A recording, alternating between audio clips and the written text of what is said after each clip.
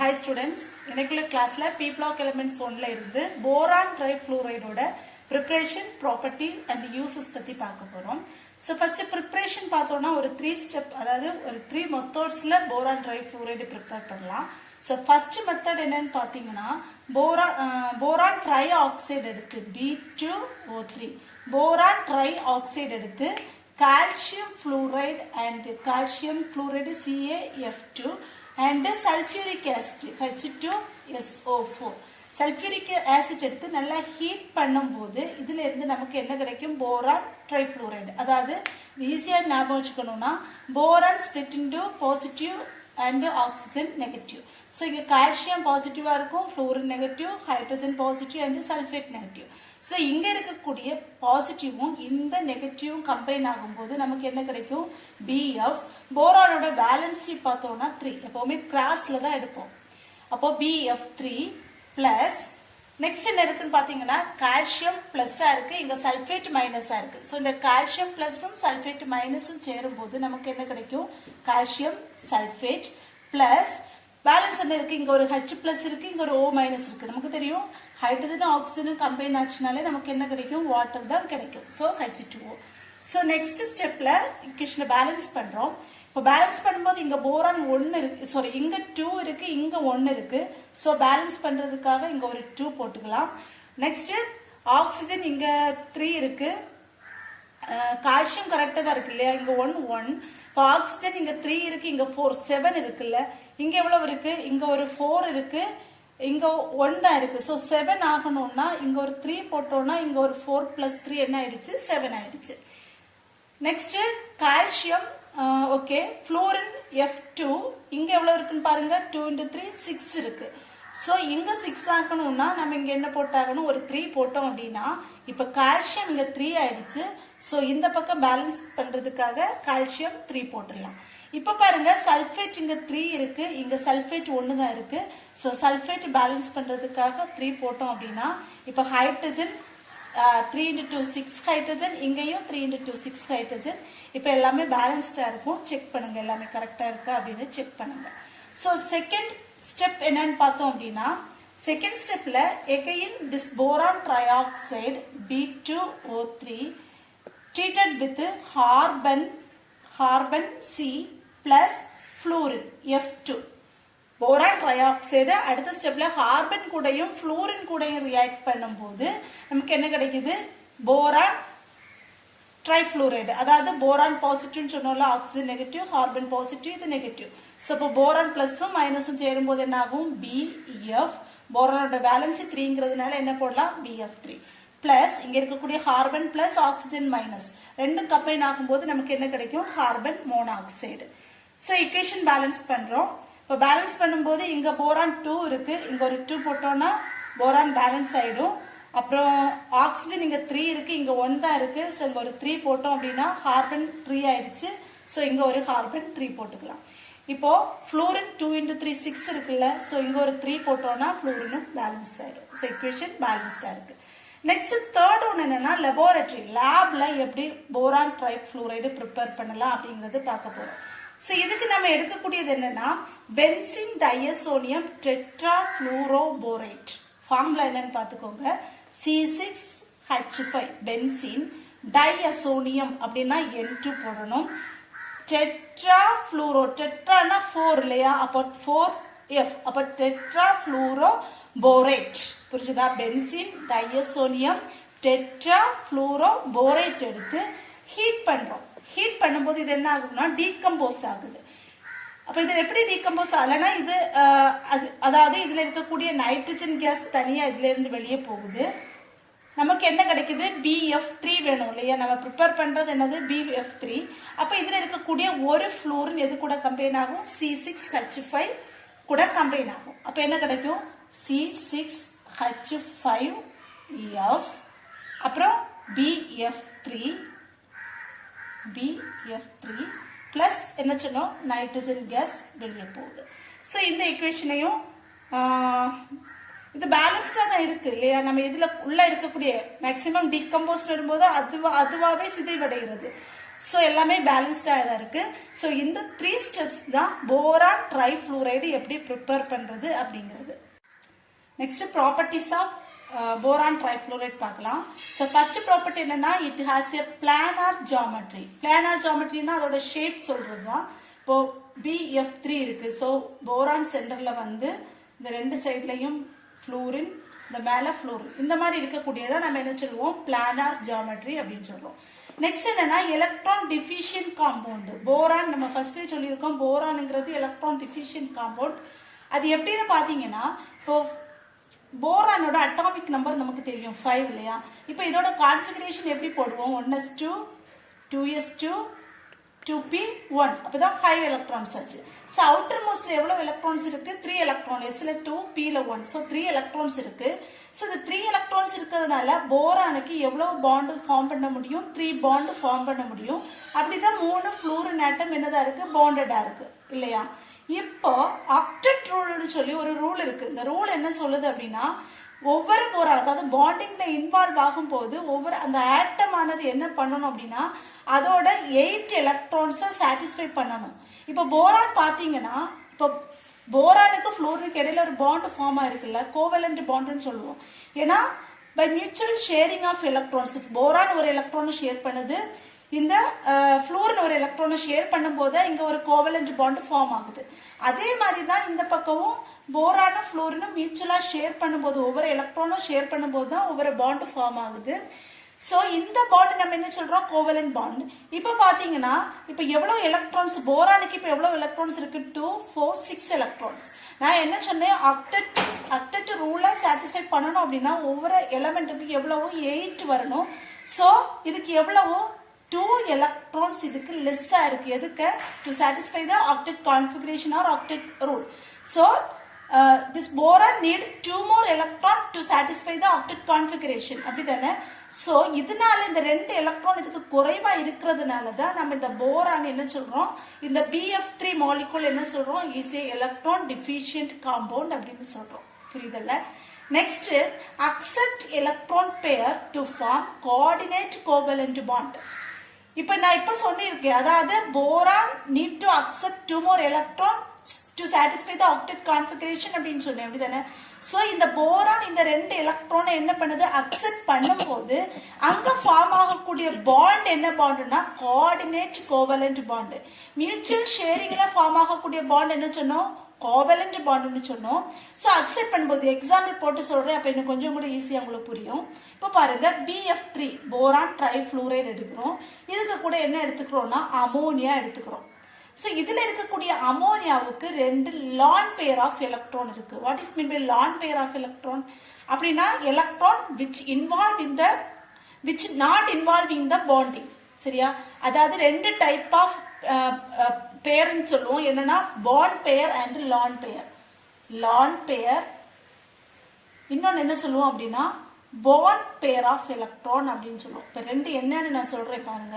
இப்ப இந்த நைட்ரஜன் எடுத்துட்டோம் இல்லையா, இந்த நைட்ரஜனோட அட்டாமிக் நம்பர் எவ்வளவோ 7. சோ இதோட கான்ஃபிகரேஷன் போட்டோம் அப்படின்னா 1s2 2s2 2p3 இல்ல 7 வரணும்ல, அப்போ 5 7 ஆயிடுச்சு. சோ இதோட அவுட்டர் மோஸ்ட் எலக்ட்ரான் இப்ப எவ்வளவோ 5 இருக்கு. சோ அமோனியா எடுத்துக்கிட்டோம் அப்படின்னா அமோனியா பக்கத்துல ஹைட்ரஜன் இருக்கு இல்லையா, 3 பக்கம் என்ன ஆகுது, ஹைட்ரஜன் இருக்கு. So nitrogen share this 3 electrons to form this covalent bond with hydrogen. அப்போ அந்த 3 பாண்ட் போயிடுச்சு அப்படின்னா டோட்டல் 5 எலக்ட்ரான்ஸ் இருக்கு. 3 எலக்ட்ரான்ஸ் தான் நைட்ரஜனுக்கும் ஹைட்ரஜனுக்கும் பாண்ட் ஃபார்ம் பண்றதுக்கு இது கொடுக்குது. அப்படின்னா ரிமைனிங் எவ்வளவு எலக்ட்ரான்ஸ் இருக்கு, 2 எலக்ட்ரான்ஸ் இருக்கு. இந்த 2 எலக்ட்ரான்ஸ் என்ன ஆகல, பாண்ட்ல இன்வால்வ் ஆகல, சரியா. இந்த பேர் ஆஃப் எலக்ட்ரான் தான் நம்ம என்ன சொல்றோம் அப்படின்னா லான் பேர் ஆஃப் எலக்ட்ரான். இந்த அமோனியா ஷேர் பண்ண அந்த 3 எலக்ட்ரான்ஸ் என்ன சொல்லுவோம் அப்படின்னா பாண்ட் பேர் ஆஃப் எலக்ட்ரான். சோ இப்போ எப்படி அமோனியாவுக்கு 2 லான் பேர் ஆஃப் எலக்ட்ரான் இருக்கு அப்படிங்கறது புரிஞ்சிச்சுல்ல. சோ இந்த லான் பேர் ஆஃப் எலக்ட்ரான் அமோனியாவுக்கு இப்ப தேவையில்லை, அப்படிதானே. ஆனா போரானுக்கு என்னது இருக்கு, ஆக்டெட் கான்ஃபிகரேஷனை சாட்டிஸ்ஃபை பண்றதுக்கு 2 எலக்ட்ரான்ஸ் குறைவா இருக்கு. சோ இந்த நைட்ரஜன் இந்த என்ன பண்ணும் அப்படின்னா it shares this 2 electron to boron. இந்த 2 எலக்ட்ரானை யாருக்கு ஷேர் பண்ணுது? போரானுக்கு ஷேர் பண்ணும்போது கண்டிப்பா அங்க எலக்ட்ரான் ஷேர் ஆகும்போது அங்க ஒரு பாண்ட் ஃபார்ம் ஆகும் இல்லையா? சோ இப்ப என்ன ஆகும்னா இந்த போரானுக்கு ஷேர் பண்ணுது, அதனால இதை மாத்தி போடுறோம். சப்போஸ் BF3 அப்படின்னு போட்டோம்னா நைட்ரஜன் ஃப்ளூரினுக்கு ஷேர் பண்ற மாதிரி ஆயிடும்ல பாண்டு. சோ இங்க என்ன பண்றோம்னா NH3.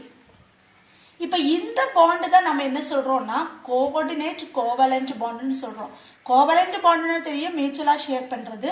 அது என்ன கோஆர்டினேட் கோவலண்ட் பாண்ட்னு பாத்தீங்கன்னா பாண்ட் ஃபார்ம் ஆகுது. அது எப்படி ஃபார்ம் ஆகுதுன்னா ஷேர் பண்ணக்கூடிய 2 எலக்ட்ரானுமே ஒரு ஆட்டம் ஷேர் பண்ணுச்சு அப்படின்னா, இப்போ இங்க 2 எலக்ட்ரானுமே யாரு ஷேர் பண்றா? போரான் ஆல்ரெடி F3க்கு கூட அதுக்கு இருக்கக்கூடிய 3 எலக்ட்ரான்ஸையும் கொடுத்து பாண்டிங் ஃபார்ம் ஆயிடுச்சு.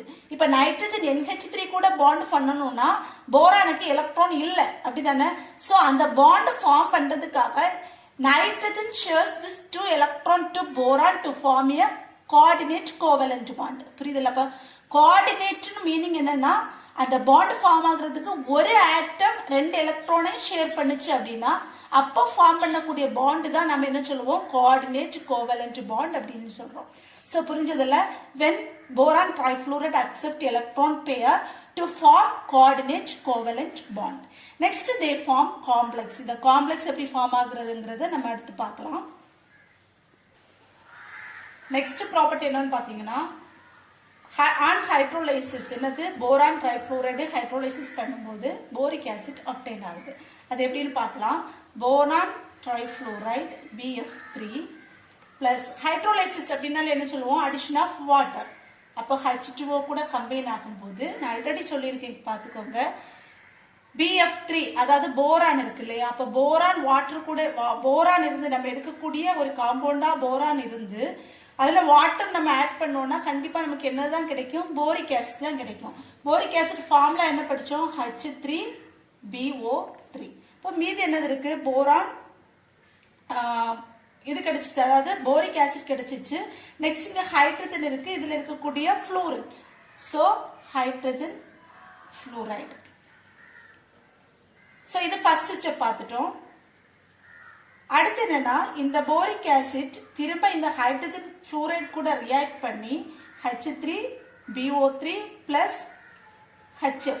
இந்த H3BO3 அதாவது போரிக் ஆசிட்டும் ஹைட்ரஜன் ஃப்ளூரைடும் திரும்ப ரியாக்ட் பண்ணும்போது நமக்கு என்ன கிடைக்கும் அப்படின்னா இதுல இருந்து H+ அயான்ஸும், நெக்ஸ்ட் நம்ம இப்போ ஒன்னு சொன்னோம்ல ஒரு காம்ப்ளெக்ஸ் ஃபார்ம் பண்ணுது அப்படின்னு, டெட்ராஃப்ளூரோபோரிக் ஆசிட் BF4.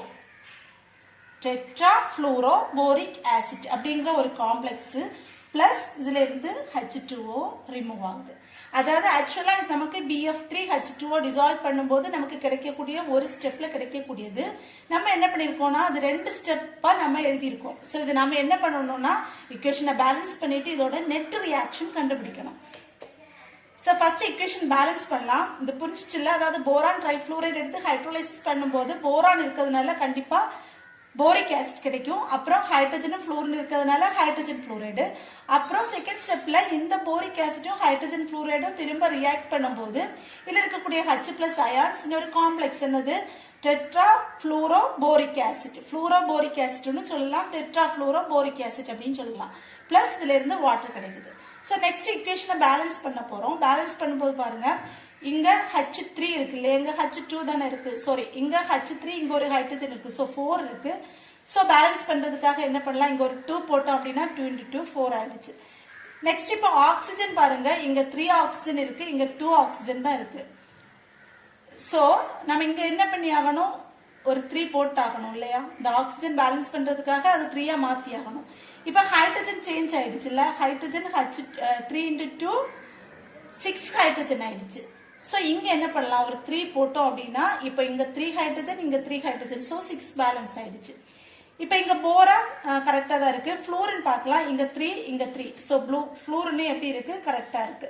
சோ இது ஃபர்ஸ்ட் ஈக்குவேஷன் பேலன்ஸ் பண்ணிட்டோம். சோ செகண்ட் ஈக்குவேஷனையும் ட்ரை பண்ணுங்க, பேலன்ஸ் பண்ணுங்க. இது எப்படி வரும் அப்படின்னா 3H3, இங்க ஒரு 12HF, இதுல ஒரு 3H+ BF4ல ஒரு 3, இதுல ஒரு 9H2O. எழுதி கரெக்டா வருதான்னு செக் பண்ணுங்க. சோ நான் சொன்னேன்ல இப்ப என்ன பண்ணணும்னா நெட் ரியாக்ஷன் கண்டுபிடிக்கணும் அப்படின்னு சொன்னேன். இப்ப நெட் ரியாக்ஷன் கண்டுபிடிக்கிறதுக்கு நம்ம ஃபர்ஸ்ட் எடுக்கக்கூடிய காம்பவுண்டோட லீவிங் ப்ராடக்ட் என்னது, நமக்கு தேவையானது H3BO3 இல்லையா. இதுல வரக்கூடிய இந்த leaving product hydrogen fluoride. So இந்த ரெண்டு இக்குவேஷன்லயும் இந்த ஹைட்ரஜன் ஃப்ளூரைடு சேம் நம்பரா இருக்கிற மாதிரி நம்ம இதை சேஞ்ச் பண்ணணும். இப்ப சேஞ்ச் பண்றதுக்கு என்ன பண்ணலாம், இது இக்குவேஷன் நம்பர் 1 போட்டுருங்க, இது இக்குவேஷன் நம்பர் 2 சரியா. இப்ப இக்குவேஷன் நம்பர் 2ல ஹைட்ரஜன் ஃப்ளூரைடு 12 இருக்கு, இக்குவேஷன் நம்பர் 1ல ஹைட்ரஜன் ஃப்ளூரைடு 3 இருக்கு.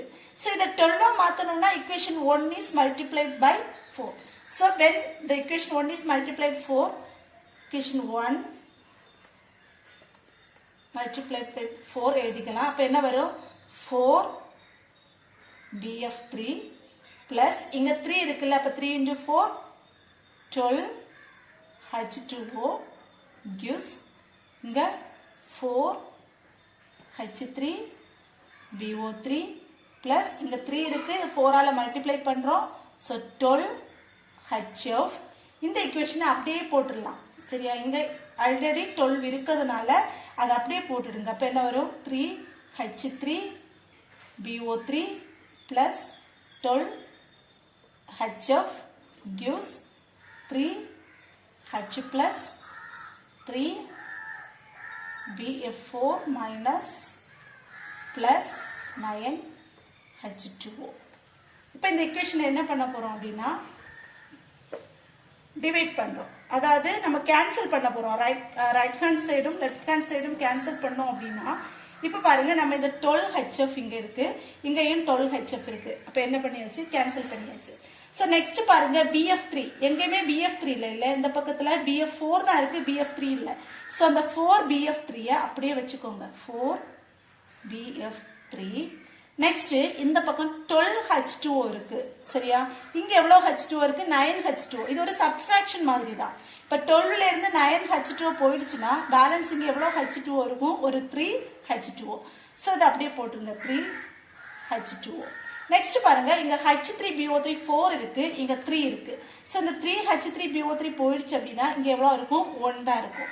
சோ gives 1 போட தேவையில்லை. அப்ப என்ன போட்டுக்கலாம், H3BO3 plus பேலன்ஸ் இருக்கிறதெல்லாம் எழுதிடுங்க, எவ்வளவு 3H plus 3BF4 மைனஸ். இதானது இந்த ரியாக்ஷன், அதாவது BF3 போரான் ட்ரைஃப்ளூரைடு ஹைட்ரோலைசிஸ் பண்ணும்போது நமக்கு கிடைக்கக்கூடிய ப்ராடக்ட் தான் இது என்னது, boric acid and H plus ion and fluoroboric acid அப்படிங்கிறது. Next uses of boron trifluoride பார்த்துடலாம். ஃபர்ஸ்ட் ஒன் என்னன்னா, it is used for preparing HBF4 tetrafluoro hydroboric acid. இது ப்ரிப்பேர் பண்றதுக்கு இந்த போரான் ட்ரைஃப்ளூரைடு யூஸ் ஆகுது. Next catalyst in organic chemistry. Catalyst என்னது, substance which alter the rate of the reaction. அதாவது ஒரு reaction நடக்கும்போது அந்த ரியாக்ஷனோட ஸ்பீட் இன்க்ரீஸ் பண்றதுக்காக நம்ம எக்ஸ்ட்ரா ஆட் பண்ணக்கூடிய சப்ஸ்டன்ஸ் தான் என்னன்னு சொல்றோம், கேட்டலிஸ்ட் அப்படின்னு சொல்றோம். So boron trifluoride is act as a catalyst in organic chemistry. Next it is used as a fluorinating agent. Fluorine add பண்ணக்கூடிய அந்த ஒரு reagent ஆகவும் boron trifluoride யூஸ் ஆகுது. So இதுதான் boron trifluoride ஓட preparation, properties and uses. எல்லாருக்கும் புரிஞ்சிருக்கும்னு நினைக்கிறேன். Thank you.